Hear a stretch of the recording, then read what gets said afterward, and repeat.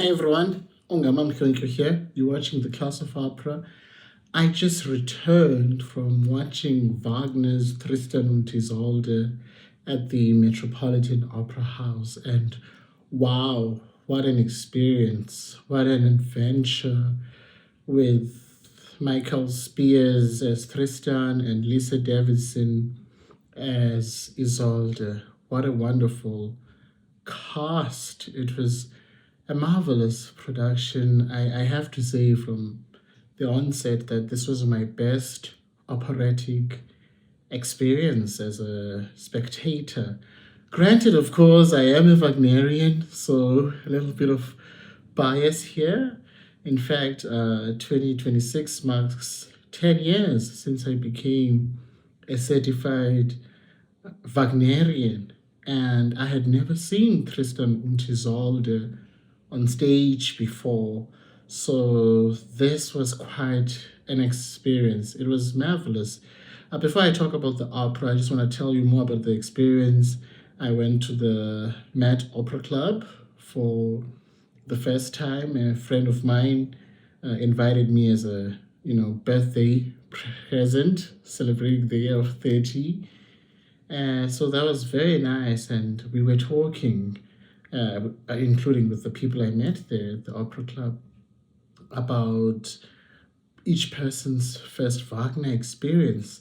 And perhaps I'll do an entirely different video just to tell you guys about how I became a Wagnerian and how I fell in love with Wagner's music. So the experience started at the Opera Club. We had some drinks, and then we went to the actual auditorium. We had orchestra seats, which I think was perfect given the staging and some of the acoustic issues that the production had. So having the seats in the orchestra, I think, was one of the best things that could have happened. Speaking of the staging, it was marvelous. It's built out of a series of tunnels, beautiful tunnels shaped like a vuvuzela if you're a South African when they're put together. And at times these tunnels are separated and you've got maybe one or two. Act 2 particularly moved me, how the tunnels were used and they were moving.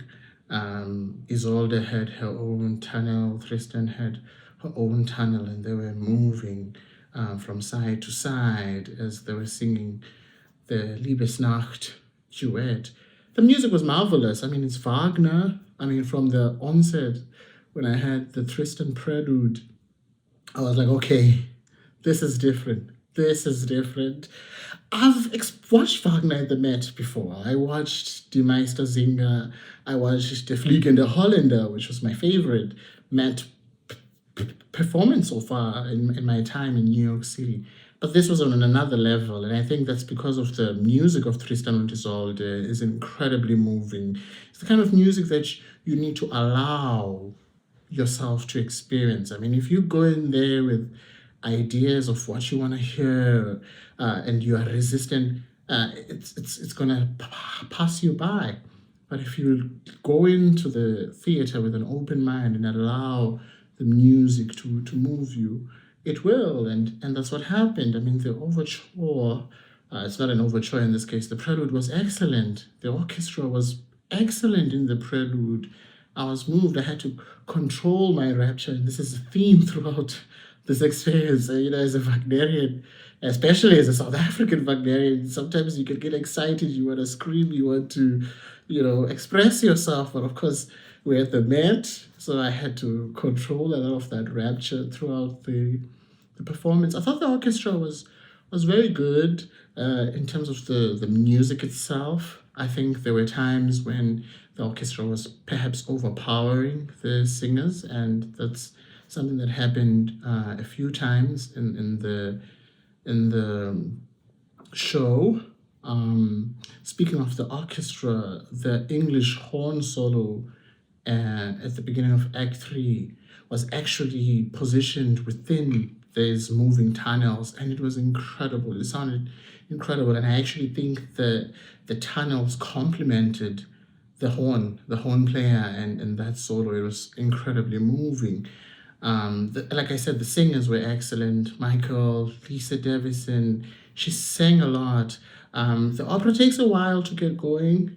Act one takes a while to really get to the excitement levels that some of us Wagnerians love and we are waiting for. And that's because, remember, Wagner writes his own libretto. So he takes his time really developing the plot. And to people who don't really understand Wagner, that can be seen as boring, if I can say it so. But honestly, it's part of the process so that by the time the two lead actors of this wonderful opera drink the love potion, the music becomes electric and everything changes, everything snaps. It's like a completely different sound world, and we finally get into that Goethe Dameron Act 2 Brynhilde sound world that we love so much as Wagnerians. So it takes a while, honestly. You have to give it a chance. You have to give Wagner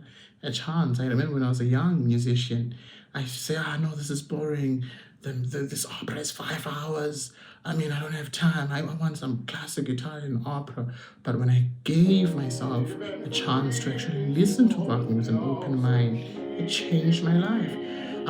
Act 2 is the most exceptional part for me in this opera, particularly musically. The music in the love duet is incredible. The Liebesnacht was really wonderful and moving.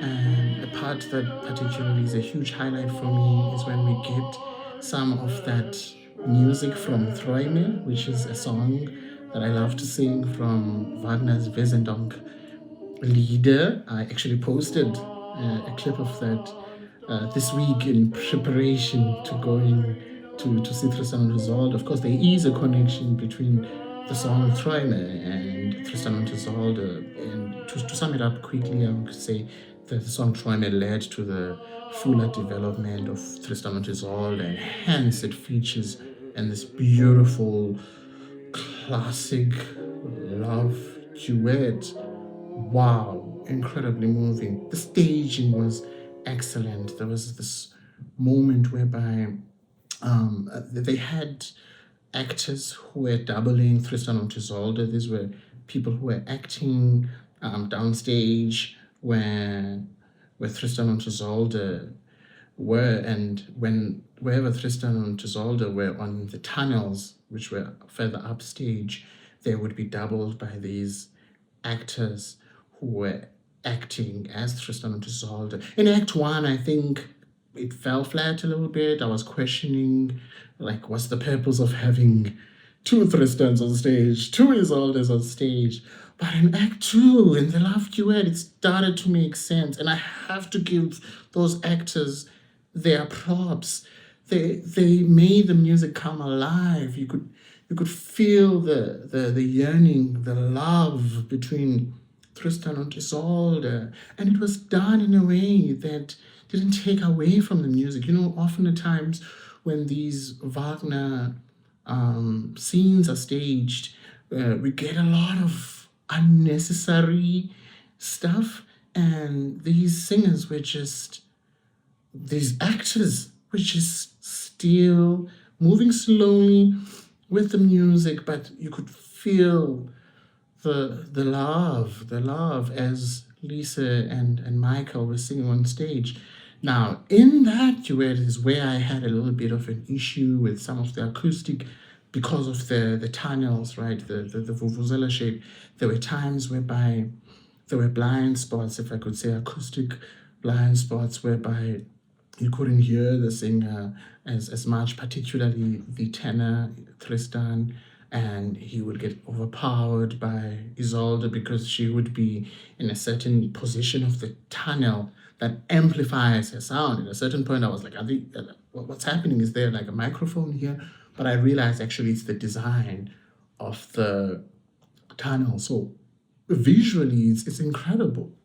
However, sometimes acoustically, particularly for the singers, there are issues, and this is some of the places whereby the orchestra was overpowering the singers. But overall, it was an incredible production, incredible music. The finale. Before I get to the finale, the opening of Act 3, I already spoke about the amazing English horn solo.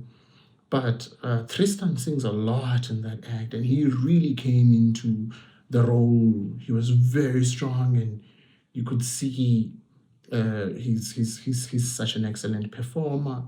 As far as the libretto goes, you could see and hear some of the Schopenhauer influences, in the libretto, and you could be like, oh, this is getting very, very interesting. And of course, we had the Liebestod at the end, where she begins. That famous aria at the end was just moving, like so soft, clear vowel. Had a white dress on, again in the tunnels. Marvelous, marvelous, marvelous. I had to control my rapture again. It's just the net.